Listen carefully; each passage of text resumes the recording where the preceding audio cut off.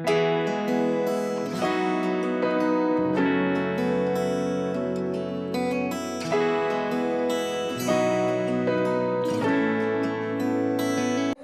आज हम प्रभु के वचन में देखेंगे कि हुए मनुष्यों का परमेश्वर के पास वापसी। साल भर के लोग जब परमेश्वर के संतान हैं तो उन्हें परमेश्वर के घर में रहना चाहिए, परमेश्वर के भवन में रहना चाहिए। ऐसे पुत्र के विषय में मैं आपको बताने वाला हूँ जो पिता के घर को छोड़ा, संसार में भटका। पुत्र का मेरे प्रियो घर वापसी हुआ। हम इस बात को देखेंगे वचन में। लूका का सुसमाचार 15 अध्याय 17 से 19 वचन। जब वह अपने आपे में आया तब कहने लगा, हे मेरे पिता के कितने ही मजदूरों को भोजन से अधिक रोटी मिलती है और मैं यहाँ भूखा मर रहा हूँ। मैं अब उठकर अपने पिता के पास जाऊंगा और उससे कहूंगा कि पिताजी, मैंने स्वर्ग के विरोध में और तेरी दृष्टि में पाप किया है। अब इस योग्य नहीं रहा कि तेरा पुत्र कहलाऊं। मुझे अपने एक मजदूर के समान रख ले। पर एक पुत्र की दशा के विषय में बताया जा रहा है कि एक पुत्र जो पिता के घर से बाहर निकल गया, कैसे बहुत सारे दुख में, संकट में वो फंस गया, और वो पुत्र फिर किस प्रकार से वो अपने आपे में आया, इस विषय में हमको बताता है। 15 अध्याय हमको बताता है कि एक पिता अपने पुत्रों से बहुत प्रेम करता है। आमीन, आमीन। और सचमुच में मेरे प्रियो, माता पिता अपने बच्चों से बहुत प्रेम करते हैं। वो बच्चा चाहे कैसो भी क्यों न रहे, वो बेटा और बेटी चाहे कैसो भी क्यों न रहे, चाहे हाइट में कम हो, हाइट में ज्यादा हो, शरीर में थोड़ा पतला हो या मोटा हो। हालेलुया। रंग की बात हम करें तो रंग में गोरा हो या सांवला हो या सांवली हो या काला हो या काली हो, माता पिता अपने संतानों से, अपने बेटे बेटियों से प्रेम करता है। हालेलुया। शरीर की ऊंचाई, शरीर की मोटाई, शरीर का रंग, माता पिता के प्रेम में कोई फर्क नहीं पड़ता है। इस व्यक्ति का 2 पुत्र था और ये व्यक्ति अपने दोनों पुत्र से बहुत प्रेम करता था और अपने पुत्रों के लिए इनके पास सुख सुविधा की सारी चीजें था। इन्होंने अपने पुत्रों के लिए घर बनाया, जमीन जायदाद बनाया, नौकर चाकर रखे और अपने पुत्रों के लिए सारी सुख सुविधा पिता ने तैयार करके रखा। हालेलुया। आज भी माता पिता यही करते हैं। आज भी माता पिता अपने बच्चों से प्रेम करते हैं और उनके भविष्य जीवन के लिए माता पिता तैयारी करते रहते हैं कि मेरे बेटा बेटी के लिए बढ़िया सा घर हो जाए, मेरा बेटा बेटी के लिए इतना जमीन हो जाए, मेरा बेटा बेटी बढ़िया शिक्षित हो जाए, मेरी बेटा बेटी का जीवन बेहतर हो जाए। वो प्रयास करते रहता है और जीवन भर इतना प्रयास, इतना मेहनत वो करते हैं कि अपने बच्चों को वो अच्छी से अच्छी चीजें दे करके इस दुनिया से जाना चाहते हैं। छोटे पुत्र ने अपने पिता को कहा कि पिताजी, मेरा आपके पुत्र होने के नाते जो आपकी संपत्ति में मेरा हक बनता है, मेरा जो अधिकार बनता है, मेरा जो भाग है, वो सारी संपत्ति मुझको दिया जाए। पिता पुत्र से प्रेम रखता था और पुत्र की खुशी के खातिर उन्होंने उनके जो हिस्से का जमीन जायदाद था, जो रुपया पैसा था, जो खेती था, जमीन था, घर था, वो सारी चीजें उसके अधिकार में दे दी। पुत्र है अपनी सारी संपत्ति इकट्ठा करके वो पिता के घर को छोड़ करके चला गया और वो दूर देश जा करके मेरे प्रियो वो रहने लगा। की पुस्तक 1 अध्याय 26-27 वचन को पढ़ दीजिए। तब परमेश्वर ने मनुष्य को अपने स्वरूप के अनुसार उत्पन्न किया, अपने ही स्वरूप के अनुसार परमेश्वर ने उसको उत्पन्न किया, नर और नारी करके उसमें मनुष्यों की सृष्टि की। और परमेश्वर ने उनको आशीष दी और उनसे कहा, फूलो फलो और पृथ्वी में भर जाओ और उसको वश में कर लो और समुद्र की मछलियों तथा आकाश के पक्षियों और पृथ्वी पर रहने वाले सब जंतुओं पर अधिकार रखो। पहले कि इस धरती पर इस दुनिया में मनुष्य उत्पन्न होता, मनुष्यों के श्वास लेने की उन्हें हवा की जरूरत थी। हालेलुया। खेती किसानी करने के लिए उन्हें जमीन की आवश्यकता थी, पीने के लिए पानी की उनको आवश्यकता थी, उन्हें आराम करने के लिए रात्रि का समय का जरूरत था। परमेश्वर ने रात बनाया, परमेश्वर ने दिन बनाया।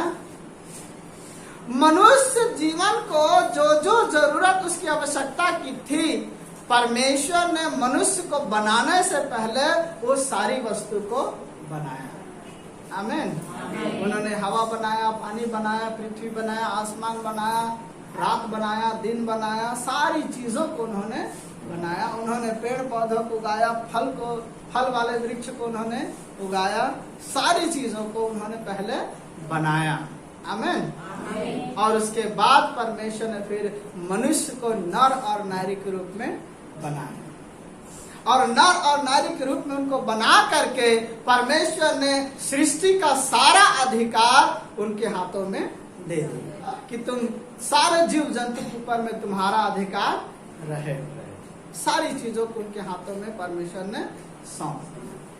पिता ने भी, उड़ाऊ पुत्र के पिता ने भी अपने छोटे बेटे के हाथ में सब कुछ सौंप दिया। जो उनके हक का था, हिस्से का था, वो सब कुछ उसके हाथों में सौंप दिया। परमेश्वर पिता ने भी सृष्टि का सारा हक, सारा अधिकार नर और नारी के हाथों में सौंप दिया। प्रथम नर और नारी को केवल एक चेतावनी दिया। उत्पत्ति का ही 2 अध्याय 17 वचन को पढ़ेंगे, 16 और 17 वचन को पढ़िएगा।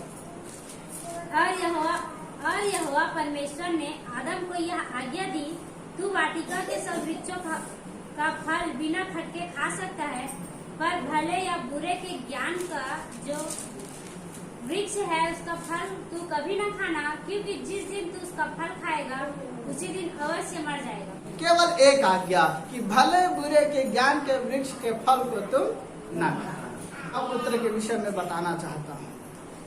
उड़ाऊ पुत्र अपने पिता का सारा संपत्ति इकट्ठा किया और दूर देश परदेश वो चला गया, और अपने पिता के द्वारा दिए गए सारे संपत्ति को लेकर के गया, और कुकर्म में, पाप और बुराई करने में उन्होंने सारी संपत्ति को उड़ा दिया।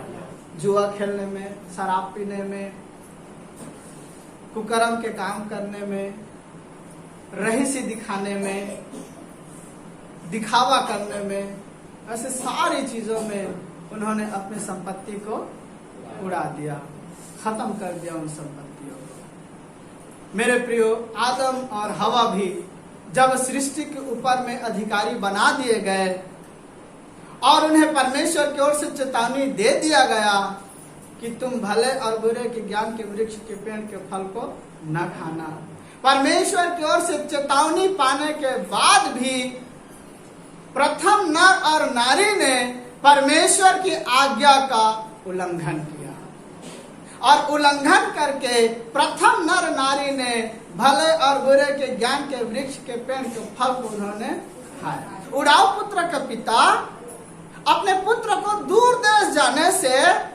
घर छोड़ने से जोर जबरदस्ती से उसको नहीं रोका।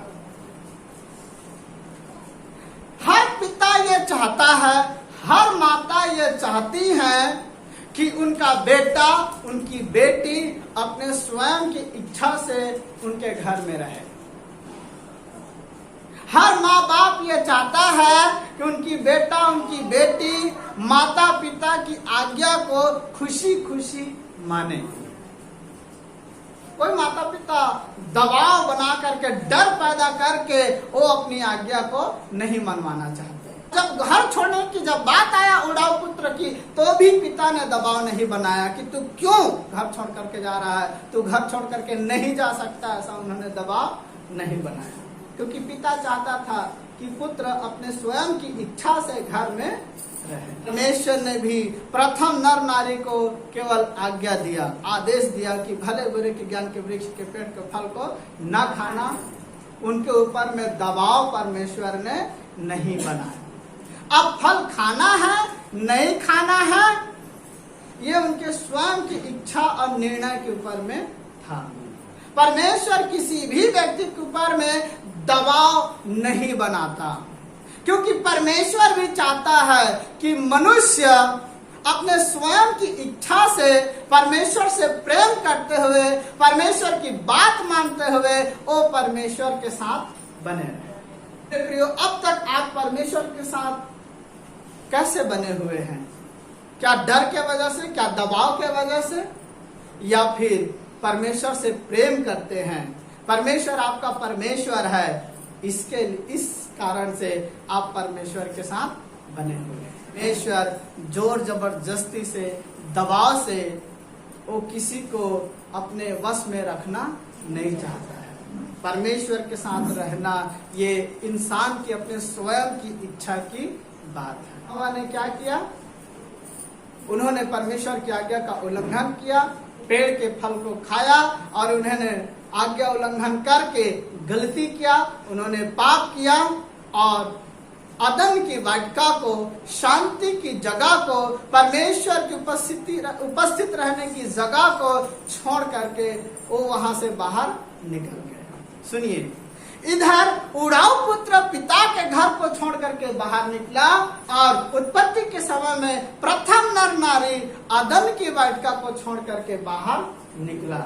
और जब ये दोनों ही बाहर निकल गए तो बाहर निकलने के बाद इनके जीवन में कुछ भी भलाई नहीं हुआ, कुछ भी अच्छा नहीं हुआ, जीवन में कोई शांति और कोई सुख नहीं रहा। हमको बताता है कि जब उड़ाऊ पुत्र की संपत्ति समाप्त हो गया, जैसे ही उसकी संपत्ति समाप्त हुआ उसी दौरान उस क्षेत्र में, उस देश में अकाल पड़ गया। एक घर घर जाकर के काम मांगता रहा होगा, ऐसा दरवाजा खटखटाता रहा होगा कि खोलो खोलो दरवाजा, मुझे कुछ काम दे दो। तो उस पूरे क्षेत्र में अकाल पड़ा हुआ था, तो कौन काम दे सकता था?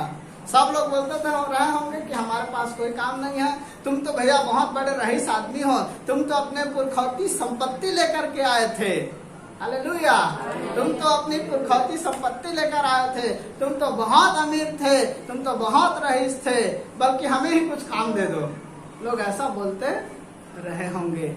लेकिन एक उड़ाऊ पुत्र के पास संपत्ति नहीं था और इसे घर घर जाकर के काम मांगने की नौबत आ गया, घर घर जाकर के खाना मांगने की इसको नौबत आ गया। मेरे प्रियो, पुत्र का जीवन इतना बर्बाद हो गया मेरे प्रियो, उसके ऊपर में इतना दुख आया, इतना संकट आया, गलत चुनाव के कारण, पिता के घर को छोड़ने के कारण, पिता के संपत्ति को बुरे कामों में उड़ा देने के कारण, कि उस पुत्र को सुअरों को चराने का काम करना पड़ा और जो चारा सुअर खाते थे उसी को खा करके उसको पेट भरना पड़ा। आदम और हवा जब परमेश्वर की उपस्थिति की जगह को छोड़ दिए, उन्होंने पाप किए, उन्होंने गलती किए और गलती करके जैसे वो परमेश्वर की उपस्थिति से बाहर निकाले गए, उसके बाद से मनुष्यों के जीवन में कोई भलाई नहीं रहा।